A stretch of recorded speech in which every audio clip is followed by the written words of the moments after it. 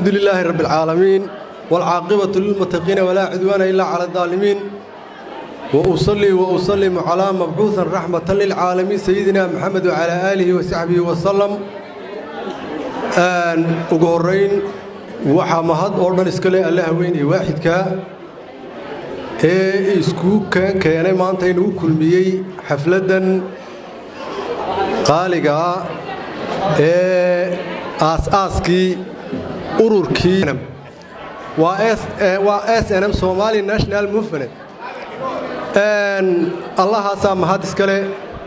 oo mahad koobaad leh maanta inagu simay amniga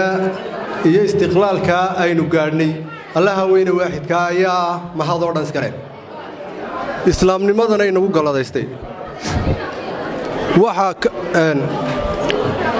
waxa kaloo xusid mudan oo salaan mudan oo illa bogaadiye mudan dhammaan ururka SNM waa Soomaaliland ka koobnaay ama Soomaaliya oo dhanbe ayuu ka koobnaay ayaa in la xuso oo la bogaadiyo mudan inta halkan ka joogtana oo ay ugu horeeyaan mujaahidiinta dhamaantii waxaan ku salaamayaa salaanta islaamka assalaamu alaykum wa rahmatullaahi wa barakaatuh madax iyo mijaba xaqiiqatan aniga maanta waxa sharaf weyn ah inaan ka soo qayb galo waxaan jeclaaba marka hore ahaa ururka SNM sababta soo leeyahay waxa weeye SNM waa Somaliland cidii dhashay weey waa hooyadii Somaliland maanta xornimada aynu ku naaloonano iyo horumarka cidii keentay ilaahay baa inoo keenay waxa weeye raggii dhalinyarta iyo odayaashii haweenkaba lahaa ee u kacay inay iska dulqaadaan heeriyadii gumaysiga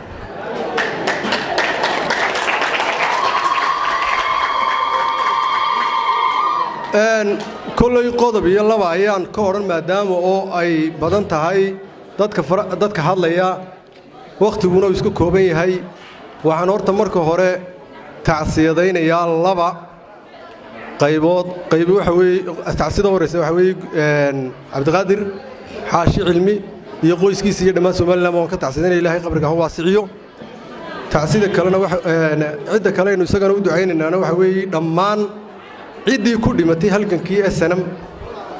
ayaynu leenahay Ilaahay qabriga ha u nuuro ha una naxariisto inta dhaawaca maanta ilaahay noolna ilaahay ha u boogadhayo rag badan oo dhaawacaan ogiho Ismaaciil waro kale waxa ku jira firdho ayaa beerka kaga jira oo ogahay anigu gaagaala halkan u fadhiya isagana finiina ku jira waxaan xasuustiisa ku dhaga moogta anu waan yaraa sanabtii meelaha sagaal jir ayaan ahaa halgankii SNMna waan wax badan baan ka ogaa haba ahaatee waxa iga reebay horta maalintan gaadhiga SNM oo rag badan lagu raafayaan fuulo waxaan xasuustaa laba dhacdaan aad u xasuustaa dhacdo waxay ahayd 15 nin oo isku qoysa oo bogol la isku geliyay oo dagaalkii Faroweer ku dhintay Kaysa Cali Jiisiyo iyo waxa kamid ahaa Xasan Jabhadiyo ninkii kale ina Cali iyo 15 nin oo isku qoysa oo ay cagta mariyeen ayarun baa inta lagu rogay loo qabaal jeexay oo lagu rogay baa faraha la iska maydho waxa la yidhi Allah ha u naxariisto hatta cid ooyis ma arag sababtoo qadiyada dadka haysay baa ka weyneed waxa kale oo xasuustaa gaagaala iyo rag ku jiraano BKM ku jeen qaarano intay faqash soo weerartay oo la yidhi hala soo qabta 4 nin SNM jooga dibiile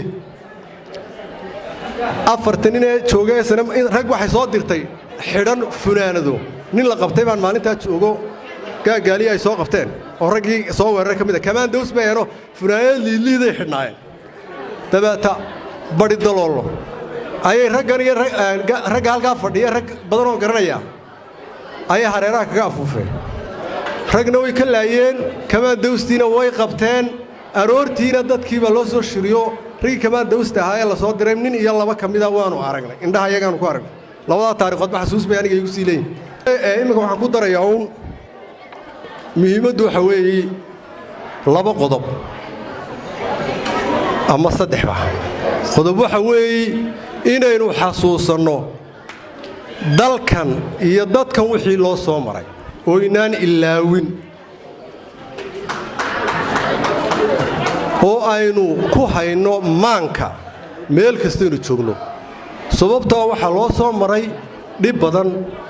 nafa badan baa dhintay oo ciidda hoosteeda maanta ku jira maal badan baa u soo baaba'ay rag badan baa u laxaadlo bixiyadoodii ku waayey markaa inaynu xasuusanno oo xuska sidanoo kale ah la sameeyo aad iyo aad bay muhiim qarankan iyo innagaba inoogu tahay ka labaadee kalena waxaa weeye wixii aynu hellay ee aynu u soo halgannay in ay si fudud inooga farabaxaan ama sallaanka aynuga siibannona waa inaynu iska ilaalinnaa oo wax wal oo keenayaba inay mar labaad dhib kale inagu yimaadana aynu ka taxadirnaa hadday cadaalad darro tahay iyo hadday tahay ku takrifal awoodeed iyo hadday tahay shuruuc iyo xeerarka qarankan u yaallo lagu tunto iyadana waa inaynu ka foojignaannaa iskana ilaalinaa iskana qabannaa labadaa xasuus waa inaynu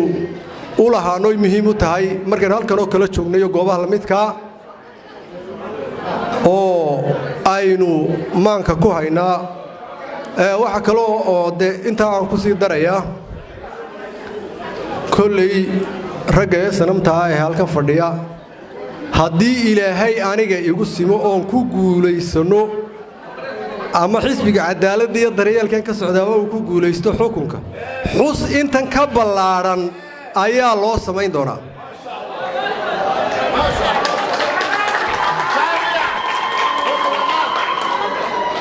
marnaba umaan filayn maanta oo madaxweynaha qaranka jamhuuriyadda Soomaaliland uu yahay madaxweynihii uu yahay sanam uu ka soo jeedo mujaahidku abtirsado inay xafladu inta leegaato wallahi ma filayn laakiin anigu qiimaha ay leedahay SNM iyo xuskeegu anigoo og waxaan ballan ku qaadayaa haddii alla igu simo oo aan chance u helo intan doonaba igu gaadhee inaan xaflad intaa ka ballaadhan oo qaranka Soomaaliland oo dhan laga xuso aanu sameeyno insha Allah ta'ala waan idin salaamayaa wabillahi tawfiiq wassalaamu alaykum wa rahmatullahi ta'ala wa barakaatuh